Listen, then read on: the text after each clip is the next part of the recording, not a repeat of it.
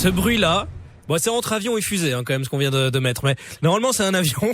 Ce bruit-là, il fait peut-être peur à certaines personnes. Il y a des gens qui ont super peur de l'avion. Petit tour de table ici en studio. Guillaume, est-ce que vous avez peur de l'avion? Mais non, pas du tout. J'adore l'avion et je trouve ça super confortable. J'ai vraiment pas peur de l'avion, franchement. Il ne sait jamais répondre par oui ou non. Oui, mais ce serait pas chouette si vous me posez une question, je fais oui. Et puis voilà. L'émission est terminée. Guillaume a répondu. Il est 19h. Voici le tip top avec Philippe Geniaud. Gianni qui réalise cette émission. Est-ce que il y a une peur de l'avion ou pas? Pas du tout. Pas du tout. Alors pourtant, il y a des gens qui sont très craintifs de l'avion et les chiffres qui sont tombés aujourd'hui vont peut-être bien les rassurer. C'est l'International Air Transport Association, l'IATA, qui vient de publier donc les derniers chiffres qui concernent les accidents aériens. Et en 2015, on a un chiffre qui est en baisse. Je vous explique. C'est un nombre donc qui est mesuré. C'est le nombre d'accidents d'avions par million de vols. On était en 2015 à 1,79. On est à 1,61. Donc la sécurité est plutôt mieux. Et alors au niveau des accidents mortels, en fait on diminue aussi en 2016. Alors non, on augmente un petit peu, pardon. Je vous dis n'importe quoi. Donc en 2016, il y a eu 10 accidents avec des morts en avion, 268 personnes qui sont décédées. C'est plus qu'en 2015. On a quasiment doublé puisqu'il y avait 136 morts. Alors c'est des chiffres qui peuvent vous rassurer d'un côté puisque moins d'accidents, mais plus de morts malheureusement. On va en parler avec Xavier Tippelman. Vous êtes co-créateur du CTPA, c'est le centre de traitement de la peur en avion. Bonsoir Xavier. Bonjour.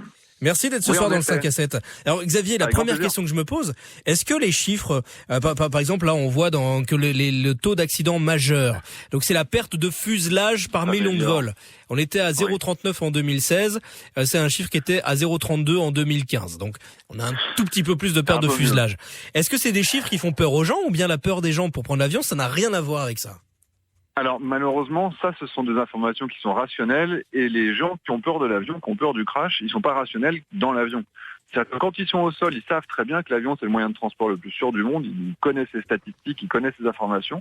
Et le problème c'est que ça c'est pas un élément qui permet de se rassurer parce que quand on est face à une turbulence ou quand on voit à la télé qu'il y a des accidents, on n'est pas sur le risque zéro. On est sur un risque qui est infime. Et de la même manière que, alors quand on joue au loto, on espère gagner le loto. Quand on est dans l'avion, on sait qu'il y a quand même une probabilité qui est excessivement faible. Et le problème, c'est qu'on n'arrive pas à rester rationnel. Même en présentant des beaux chiffres comme ça, en disant mais regardez, il y a moins d'accidents. Ça, alors évidemment, c'est toujours positif et moins il y aura d'accidents, plus les gens seront heureux et satisfaits. Mais ça va pas compenser la vision d'un accident vu à la télé ou quelque chose qui est très médiatisé. Alors on fait quoi quand on a peur? Alors, il faut revenir sur le rationnel. Donc peut-être l'élément qu'il faut bien comprendre, c'est qu'on a deux cerveaux. On a un cerveau qui est déjà rationnel, qui connaît les statistiques quand on est au sol, et on a un cerveau qui tout d'un coup s'éteint quand on est dans l'avion, et c'est le cerveau des émotions qui prend le dessus. Et les gens chez qui ça n'a jamais rallumé d'ailleurs. Je ne m'avancerai pas sur ça. Mais du coup, le gros travail, c'est comment garder le cortex allumé. Et moi, je peux donner un conseil, c'est prenez un stylo. Quand vous êtes en train d'écrire, vous gardez le cortex allumé. Et si quand vous êtes sur le moment du décollage, vous prenez votre petit carnet, vous êtes en train d'écrire, vous arrivez à rester rationnel. Et il y a une deuxième chose que nous on fait, c'est qu'on utilise un simulateur de vol. Et les gens prennent les commandes d'un Boeing 737 et on va leur montrer ce qui fait peur. On va couper les moteurs, on peut mettre des orages, on peut vraiment mettre différentes situations. Ouais. Et là, comme je disais tout à l'heure, on n'est pas sur du rationnel, on est sur du visuel. Et comme c'est visuel, on touche le cerveau des émotions, puis on peut le marquer d'une manière positive. Et ça va compenser ce qu'ils ont pu vivre de négatif par le passé. Et je suppose que dans le simulateur, l'histoire finit bien alors. Alors, comme la plupart des cas, l'histoire finit bien, mais c'est surtout parce que les gens ont beaucoup d'a priori sur des situations qui sont, je ne vais pas dire banales, mais en tout cas qui sont gérables. Par exemple, quand on coupe les deux moteurs, on va montrer qu'un avion va planer pendant une demi-heure et qu'il reste manœuvrable. Par exemple, un petit ordre d'idée, une turbulence très forte, c'est une bosse qui va faire 20 cm. Ouais. Mais comme on la prend à 800 km/h, notre corps ressent une chute qui peut, comme si on tombait de 5 ou de 10 mètres. Alors qu'en fait, c'est seulement 20 cm de... Et le fait d'avoir cette connaissance, le fait de pouvoir le désacraliser au sol, si par hasard, par malheur, on doit vivre une turbulence où le café tape le plafond de l'avion, quand sur le moment on arrive à se dire c'est vrai que c'est juste 20 cm, et quand on arrive à prendre ce recul, ça se vit beaucoup mieux derrière. Alors tout ça se fait en quelques séances, on peut pas en 2 minutes, on peut pas régler le problème. Xavier, comment on fait si on a peur de l'avion ? Comment on vous rejoint ?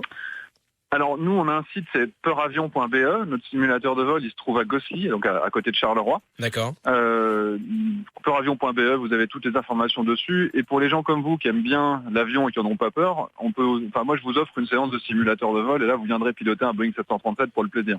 Heureusement, Si vous en avez envie. Ah bah avec plaisir, mais sans passager derrière, on est d'accord. C'est un simulateur. Sans passager derrière. Voilà, parce que c'est pas gagné pour les gens. Les moteurs quand même si vous voulez. Ah bah sincèrement, avec plaisir, on fera vivre ça sur la page Facebook de l'émission. Alors comme ça on montrera.